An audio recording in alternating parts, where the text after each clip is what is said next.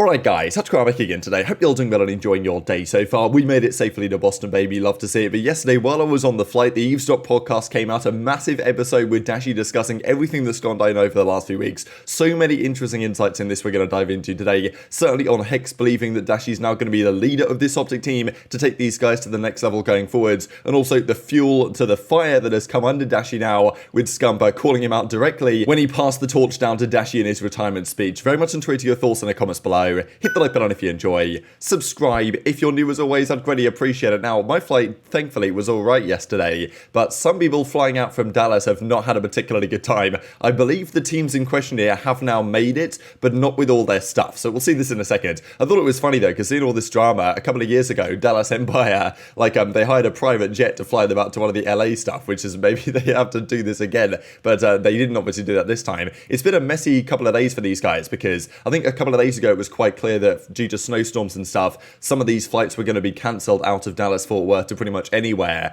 and the teams could have maybe driven to Oklahoma or something and flown out of there, but I guess they were thinking that surely it'll sort itself out in Dallas-Fort Worth relatively soon. Now, the flight that Brian Saint, the Rokkr guys who are based in Texas, of course the OpTic guys that are there, Seattle and even Claystar, the flight they're meant to be on wasn't working out, and the same deal actually I think with the subliners we'll see in a second, as Clay says, delayed, cancelled. They tell us no more flights today, then 30 minutes later they tell us a flight had to come back to refuel and now they can fit us in. We'll see if this works. I'm guessing that's the one they eventually got on, because obviously with so many teams stuck, there was the question whether they should do some sort of carpool karaoke. The thing is, it's like a 27 hour drive from Dallas-Fort Worth or Dallas in general up to Boston, right? Which is you can't really do that. I mean, the content would be outrageously good, even though I'm sure that they'd be really tired all the time. But I mean, yeah, it would be good fun, but more than likely, but obviously not going to be necessary now, right? I thought this is pretty funny from Kismet. Looking for 1 to 2 crew members in Dallas-Fort Worth area. Roster lock soon, hit me up. Update, we have a crew, but the line for de-icing planes is super long. Depending on the line, the crew will time out and then have to get off and we search for a new queue. So I don't know what's going on in that airport or with those airlines, that this is even a thing that can happen. But and then Kismet says, yeah, it was cancelled. They were queued up for the de-icing. It couldn't work, and therefore the plane got cancelled. So absolute disaster. And this was quite late in the day already for these guys. And then I think thankfully they did manage to find a flight that could take them to Boston. So they got there in the end. I believe most of the guys were on this flight, if not all of them. And as the tap says, made it to Boston, but our teams, OpTic and Seattle's bags, are still in Dallas. So I don't know how they even managed that. Okay, whatever. I guess they made it. But now that the rumors been going around as to what they're actually going to do as far as their luggage goes, as Clay says, bag got left in Dallas, we're just I'm guessing there's controller and stuff. It depends what they put in their bags, right? Whether they put all their equipment in the bags, whether they carry some stuff on a hand luggage type thing. I don't know what they do, but yeah, this is a whole flight's luggage. So I guess they just somehow left the entire luggage for the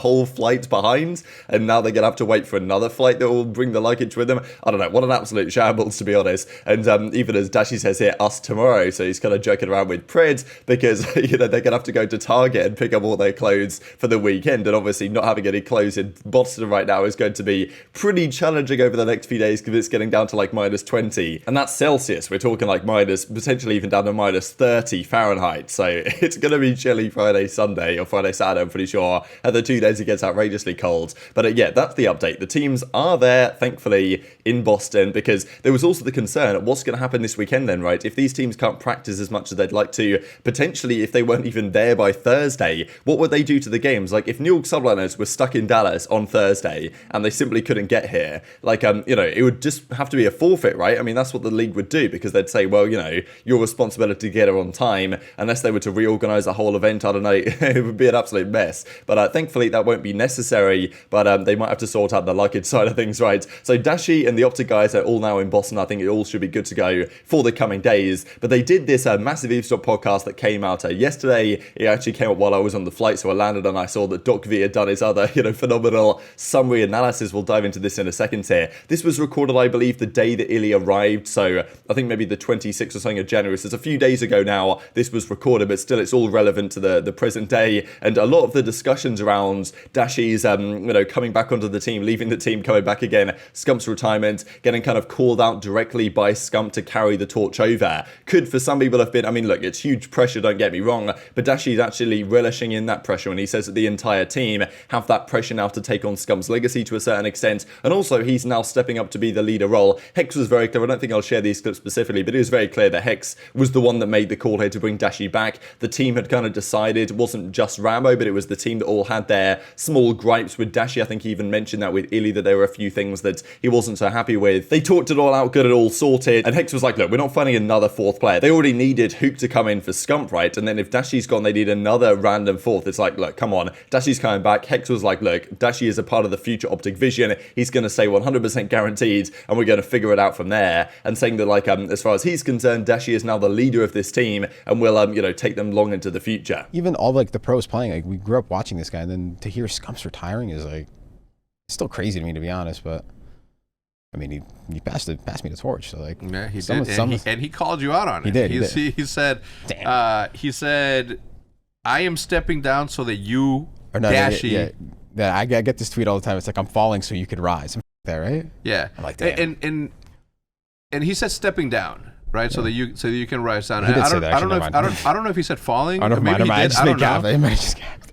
You know, that moment was very, very emotional for everyone. It must have been insane to be there in person. Yeah. What did you think of the speech?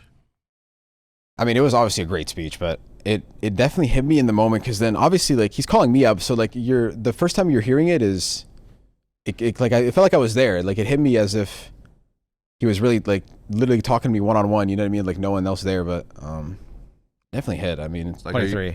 Me and Kyle are both 99s, and then the other two are both 02s. 02. So what's that age difference? Like 3 or 4? Yeah, they're 02s. Yeah, it's like, you know, Seth retiring put a lot of pressure on the entire team, but more on you because he called you out personally. He did. I called you out personally to your parents and to you. Yeah. And you know, as the mature OpTic senior on the team, like this is now your team, right? Like, this is now something that you have to so that's why I was like, have to carry and guide, dude. That's why, like, when I saw Seth's, like, because some people were like, oh, like, he called you out. I'm like, nah, I looked at it a different way. I'm like, if it's anything, it's like an honor, you know what I mean? Yeah, 100%. In his retirement speech, you know what I mean? Yeah. He, like, basically passed me the torch, you know what I mean? Exactly, passed you the torch. Obviously, like, people are like, oh, like, I'm like, bro, like, you're looking at it, like, a completely different perspective, but I'm glad that he added that pressure on you, though. 100%, I'm so happy 100%. that he did. I'm glad he did, too, to be honest. Yeah. Imagine if it was just, like, a low-key, like, a, you know what I mean? Like, no, I don't want to say like I wouldn't have slacked off, but you know what I mean. Like, yeah. No, I do. That extra, like, I guess, fire. Dude, I'm happy that you're back. I'm hoping that you know that you grow from this last moment into the leader that we need you to be. Yeah, no, for sure. Because you know it's always up to the old heads to keep everything in line. And sorry to say that, but you are the old head. You know? So I have to start acting like it, basically. Like, again, we're getting to the, like, nearing the end of the podcast. We got to say it again, but great power comes great responsibility. Great responsibility, yeah, because you're not just you're no longer just living for yourself. Now you have a team of young, cracked futures, including yours, because you're still mega young. I gotta be formal. to get to where you gotta become the formal, dude. So of course there was a lot said here, and Doc V summarized it all fantastically in Reddit, as he always does, and kind of talking about the future vision of OpTic was very much aligned with Dashy being there. They talked to Shotzzy, they talked to iLLeY, and then eventually they had the conversation with Rambo to say, look, we want to move in a different direction. I mean, look, it's a story in sports that's relatively common, right? Coach comes into the team, doesn't quite align, maybe does align briefly, but in the long term it doesn't quite work out what they want to do compared to what the players want to do. There was also discussion later on the fact that, I mean, back in the day during the OpTic dynasty, like, they never had a coach, right? The guys did it themselves, and even in the early days of Scump's career, when he was kind of like a more raw talent type player, kind of like some of these current OpTic guys are,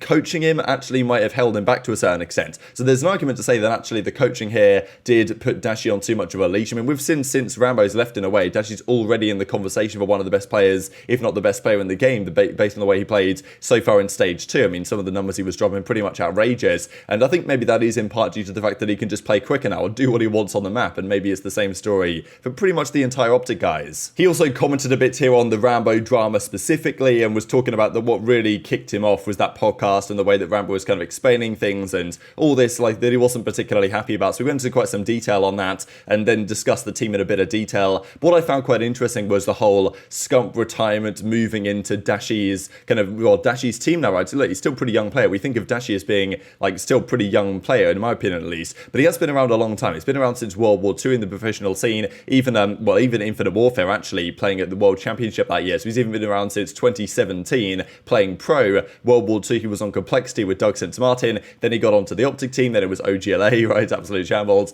Then OpTic Chicago, OpTic Texas since then. So he's actually had quite a long tenure now, played with Scump for many of those years. Obviously, very good friends with Formal, and I know that Formal sees Dashy and has done as like his kind of protege in a sense, right? Formal was OpTic's main AR for many years. He was a mainstay of their team. He was the guy that was carrying OpTic in certain series, and he was the guy that was carrying like the leadership of the team in certain aspects as well. Certainly in, well, some of the later years, I would say that was the case. Obviously, Formal's now moved on to Halo, doing the same thing over there that he did in Call of Duty before, and now Dashy, I'm sure Formal thinks that Dashy can try and be that guy, because we've said this a few times, Dashy and Formal in terms of talent, I don't think they're too dissimilar at all, but in terms of what Formal's achieved and what Dashy's achieved in terms of other elements of their character that Formal maybe had, obviously back in the day it was probably easier to win than it is now anyway with the numbers that are between Formal and Dashy, but there's obviously something Dashy's got to unlock there to maybe become that leadership element, and Formal probably knows that he can do it. Hex clearly thinks that he can do it as well, and Scump's handing the torch directly, so, you know, it's quite clear that that's what Dashy's got to do now, right? He's not got to just be a cracked out player, but he's got to also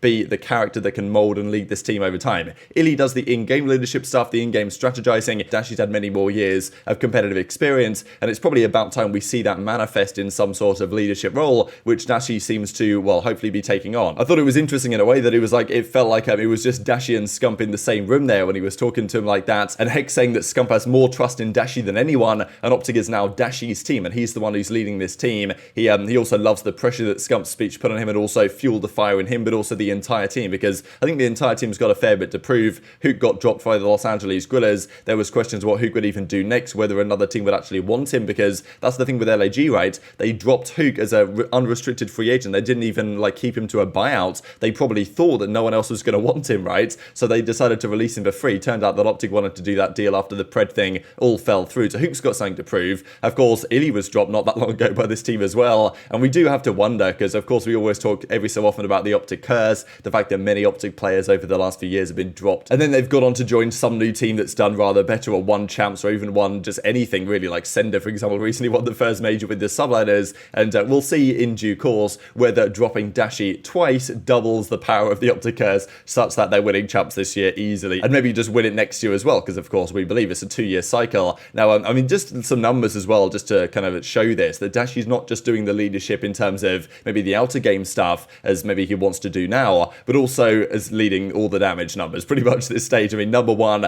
hardpoint damage for 10 minutes, number 1, hardpoint kills for 10 minutes, number 3, S&D KD. OpTic in general, their search and destroy has been phenomenal. We know what Nature used to say, search and destroy wins championships. So we'll see if it works out for them in Major 2. They've arguably got the higher side here of the brackets, but I think that really this major is just trying to hopefully set them up, at least as far as they're concerned, for the home major, right? I don't think many people are expecting OpTic to win this major in Boston. There's Toronto, there's New York, there's FaZe, there's other very good teams right now, and I don't think OpTic are quite fully well-rounded yet, as they maybe will be with this team, but I think if they can take a good step here at this major to their home major in a month or so's time, that's going to be pretty much ideal for this roster. So definitely intrigued to your thoughts on all this stuff in the comment section below. A couple of things just to close out with. Firstly, I thought was kind of crazy, of course, with the tournament coming up this weekend, the last 5 tourneys that didn't feature Scump. These are all way back in the day. We're talking 2014, 2013, even 2011 COD XP. This excludes some of the Modern Warfare homestands that Chicago Huntsman weren't even invited to. But yeah, these are the tourneys that Scump missed. In the last 11 years outside of Modern Warfare, he only missed 5 tournaments, which is just such a crazy number. And also this afternoon, there's going to be a new community update from Daniel Science Spinner Spence, where they discuss a few things, including potentially the location here, or actually they say it outright, for Major 4 and Champs. So we'll see about that. It's pretty exciting. Rumours for Champs possibly Vegas. Major 4 might be LA, but stay tuned for that one. So hit the like button if you enjoyed. Subscribe if you're new. Take care, and I'll see you next time.